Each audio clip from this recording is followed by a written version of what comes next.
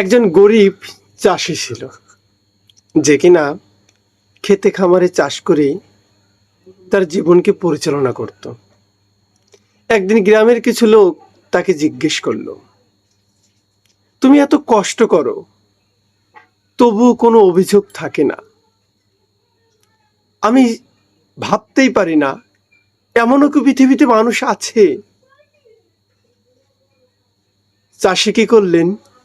চাষি হেসে উত্তর দিলেন, আমি যখন বীজ মাটিতে বপন করি তখন তো সাথে সাথেই ফল পাই না। বৃষ্টি আসতে হয়, সময় নিতে হয়, তারপর একদিন গাছ হয়, তারপরে গাছ থেকে ফল। জীবনও ঠিক তেমনই। এখন কষ্ট করছি, কিন্তু আমি জানি ধৈর্য ধরলে একদিন ফল পাবই। কয়েক বছর পর সেই চাষির কঠোর পরিশ্রম আর ধৈর্যের ফলে গ্রামের অত্যন্ত সচ্ছল মানুষ হয়ে উঠল। এই ছোট্ট একটি গল্প থেকে আমরা বুঝতে পারি, ধৈর্য মানুষের শুধু অপেক্ষায় নয়, বরং সঠিক সময়ে সঠিক কাজে লেগে থাকতে শিক্ষা দেয়।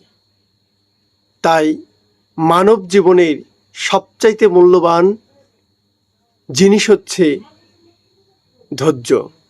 তাই একজন লেখক বলেছেন যে মানব জীবনের মূল চাবিকাঠি হচ্ছে ধৈর্য।